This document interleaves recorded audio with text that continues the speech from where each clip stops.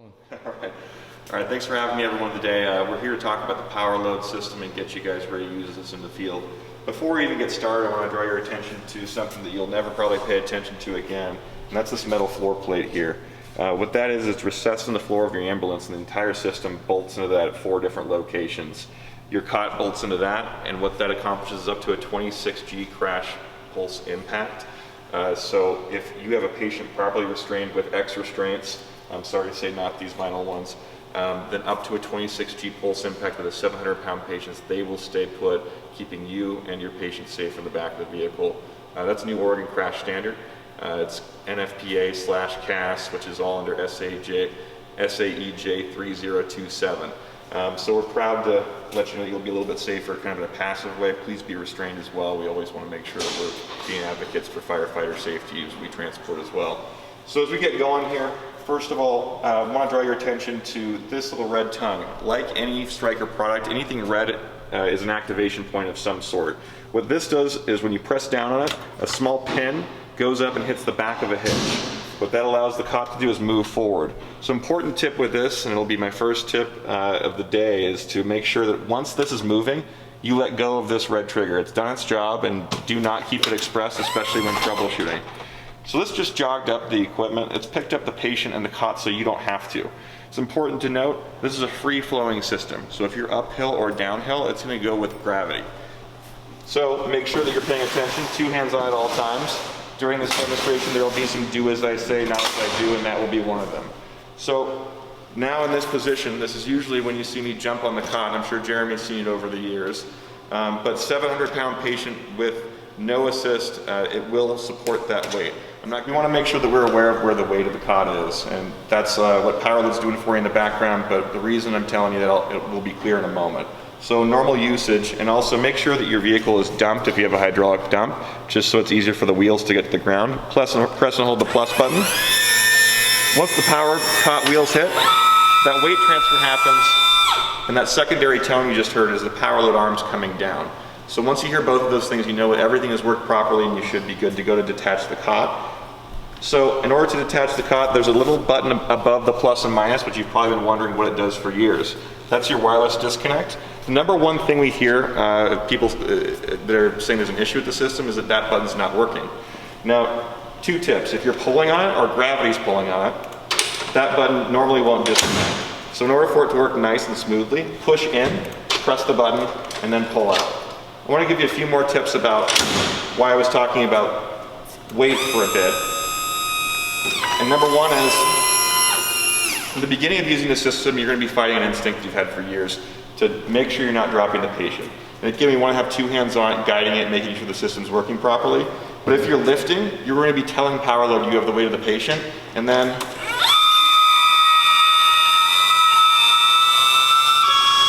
the arms are going to come down prematurely. Now I'm taking all the weight and I'm doing some nice curls. We don't want you doing that. The system's designed to do the lifting for you. Please make sure that you're not triggering it prematurely. However, I also want you to know when you can use that to your advantage. So I'm not just going to sit here and tell you what not to do. We're already talked about the dump. We also want to be talking to you about terrain through this as well. So let's make believe that this is as far as the cot can go down. You're on a downhill, or the dump is up, or something has happened. You need to, number 1, make sure you're getting the arms of power load all the way up or all the way down during operation. So one way to do that, the easiest way, is to lift up and tell those arms it's okay to come down because you're taking the weight of the patient. You can also use controls that we're going to show you later for manual up and down on the power load, but that's the quickest, easiest, and smoothest way that's going to get you responding to your patient ASAP. So, we've just attached the cot. I want to give you a little bit of a tour of power load while I have this thing disconnected. First thing we want you to know is that when you're at a call, lift these arms, push the system inside, and stow everything as best you can. But first I want to give you a little bit of an anatomy lesson on this as well. So this area right here is called the transfer. These are called the lifting arms. You have to lift them up to pull it out. This part is called the trolley. While we have this pushed in, I also want to draw your attention to these red triggers. They're called the transfer lock triggers. The transfer lock triggers do exactly what it says. They lock this transfer in and out. If you pull both of them, you can move it independent of the rest of the system. And if you can't get both of them, the outside one goes out. Some folks with smaller fingers have a little bit of trouble doing both. The inside one goes in. Now, similarly, I want to draw your attention to some areas we need to keep free of debris as well. So this right here is where your cot actually gets into the hitch. So if you see when I'm pressing this red lever, it's moving it. This rolling pin right here, as it pops up, you want to make sure there's no IV caps, no plastic that gets stuck in there. Debris will always be an issue.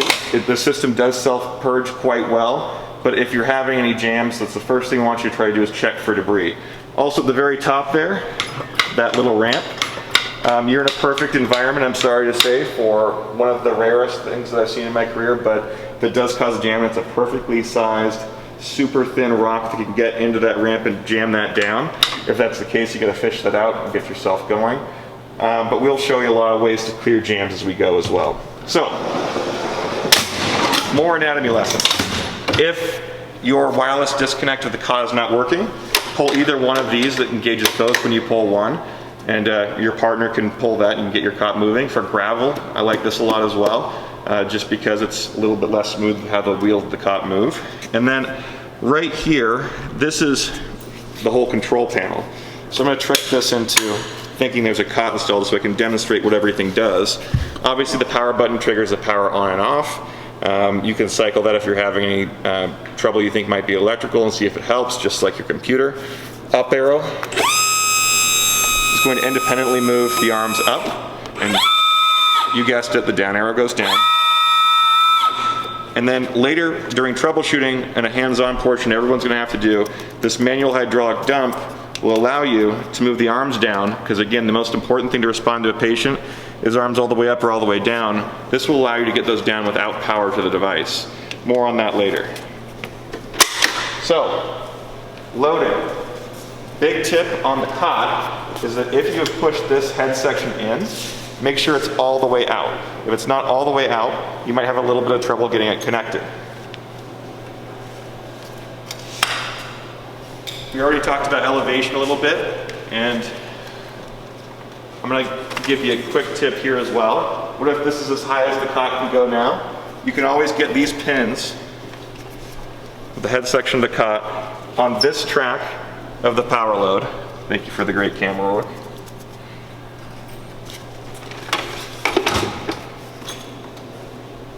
And as you see, the wheels of the gurney are still up. Again, this is not ideal, but the lights are green. When one light goes green, they're both green. It's letting you know it's ready to lift the cot. Press and hold the minus button now.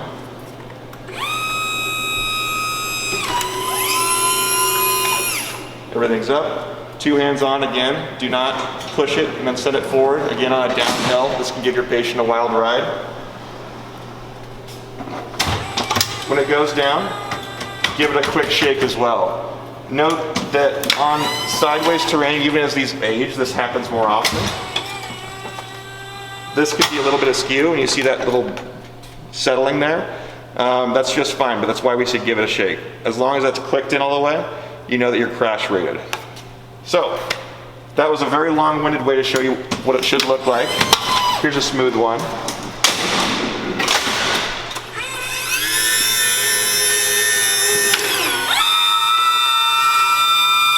Greg, you want to go ahead and push the end of the power button for me real quick, just so we can simulate a call. And I pull them back out. We've got our amber lights letting us know it's ready to take the cot. Quick tip, I like to go in a little bit high and then drop those. That way you know you'll be right in the money zone.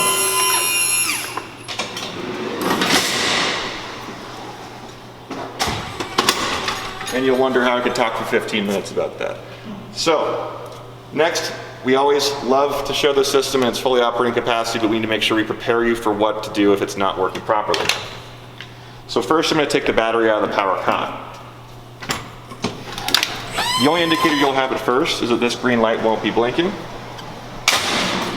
Then you're going to get out here, press these buttons, and nothing will happen.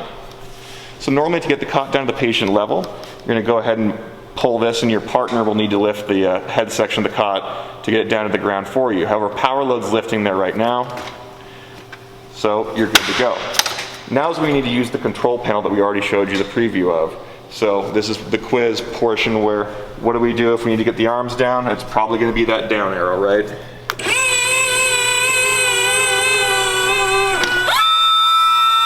Important to note there, normally when you hear that sound it'll go all the way down automatically, but since we're using this in manual mode or using just power load, we have to press it and hold it until it stops itself. And now, of course, we can't use the wireless disconnect, so we'll go ahead and use these. Same, we'd normally go ahead and lift up those arms and push them in. I won't make Greg do that every time, but I will make you help me lift up the litter. Now we just reconnected it. Press and hold the plus button, pick up the cot. Always be aware of the order you're doing things in. You have to get the arms down to lower the cot, and you have to get the arms up to pick up the cot before you do anything with the litter. Otherwise, you're going to be working with a lot of mechanics. So Greg's going to pick it up while I hold this. Go ahead and push it forward. Another tip here is that you want to keep this expressed pulled the entire way. And if you don't, sometimes it won't settle all the way.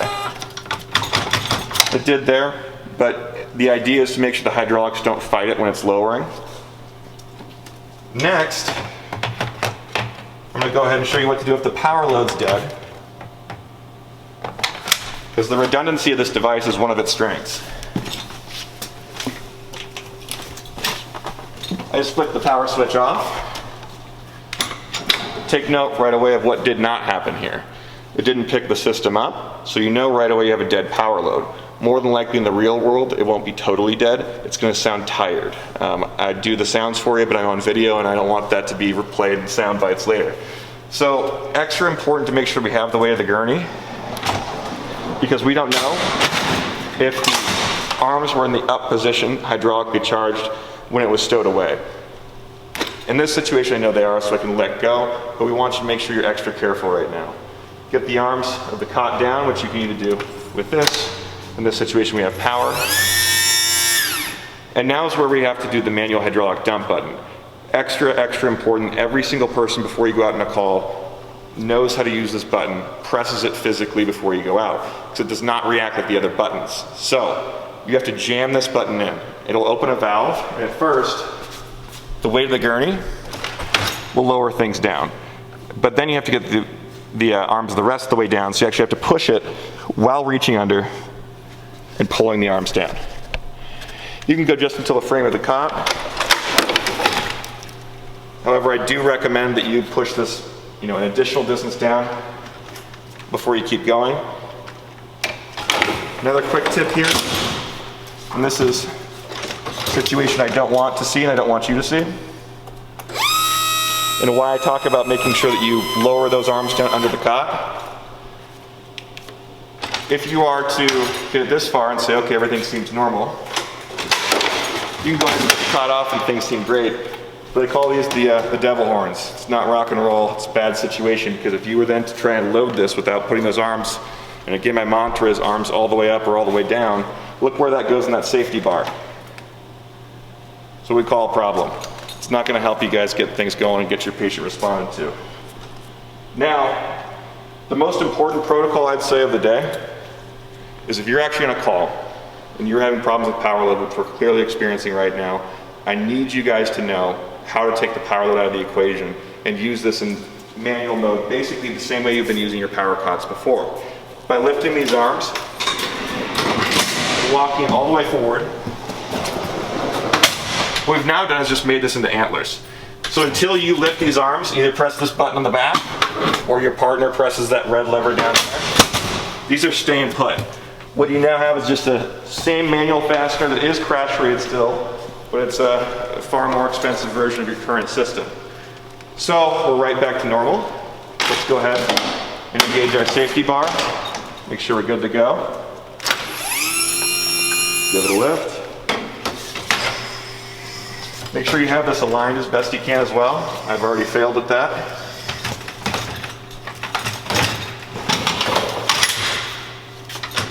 Give it a shake. you're still good to go there. So, when you pull this out as well, take note, the power lift trolley stays forward.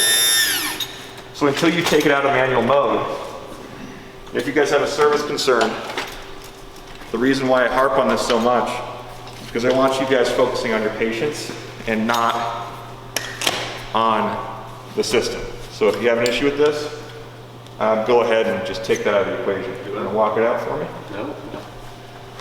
Next, we're going to get into jams. And again, this is where I need you guys to make sure everybody gets hands on the okay?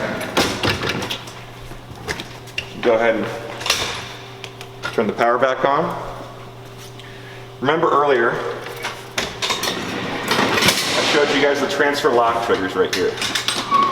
So when I refer to this, and it's going to be a little bit tough for videography, these are what I'm engaging. Pulling them, and then pushing and pulling this long part. There will be a gurney on top of it, so I try to give you guys a little bit better visual whenever I can.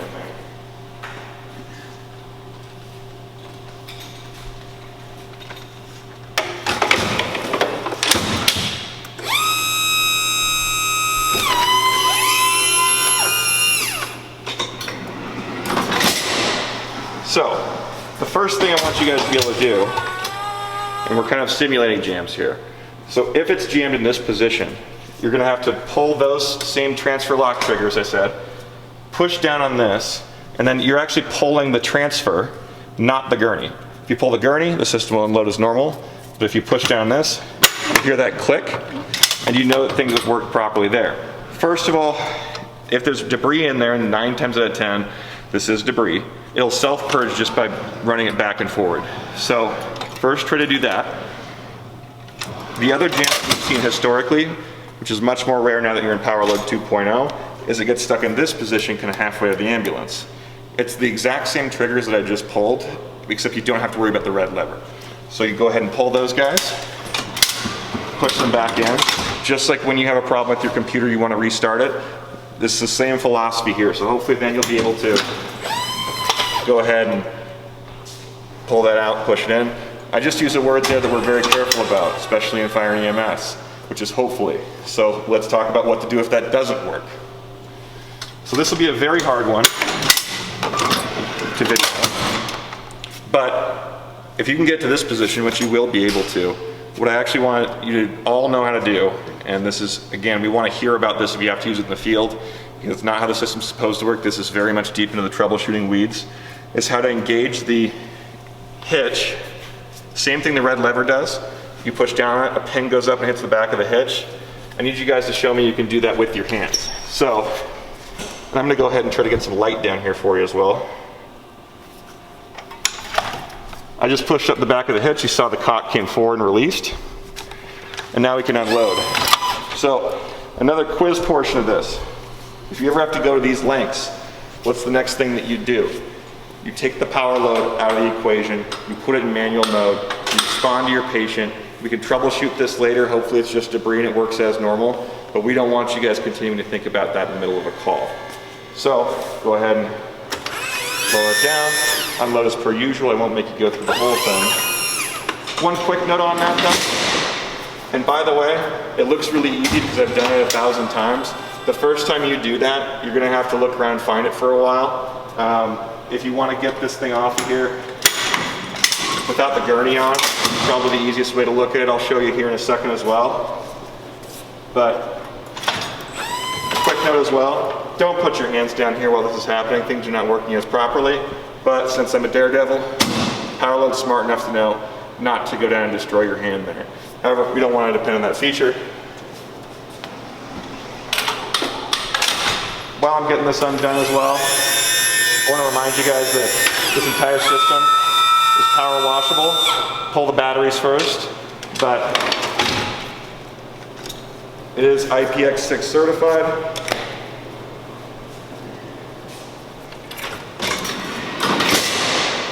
To try to give you guys a better reference point visually of those hitches though, this is the front of the hitch. What you're actually going to be hitting from underneath is the back of the hitch, which is right here. So You can see where my finger is underneath. It aligns perfectly with right there. From underneath, get a good look there. As long as you guys can do these things, and you can make sure that you're aligned well on terrain with these pins, again aimed at this track, and you know how to use every one of those levers. Know also that if there's an advanced jam, the answer is never at the head end. It's always at the foot end, almost always, unless you see a strap wrapped around something. I should say almost, because the second I speak in certainties is the end of things. But no, it's those transfer lock triggers, the red lever, inside and out pressure, and you guys should be able to get things moving along quite well. Please make sure that you don't just watch this video and go out, that you actually do the hands-on. All the things that I mentioned in the video that I say hands-on, hands-on, hands-on, harp on that, because I want you guys to be doing this for the first time, the second time and the third time in here, and not on a patient. Thank you for your time today. I hope that was helpful.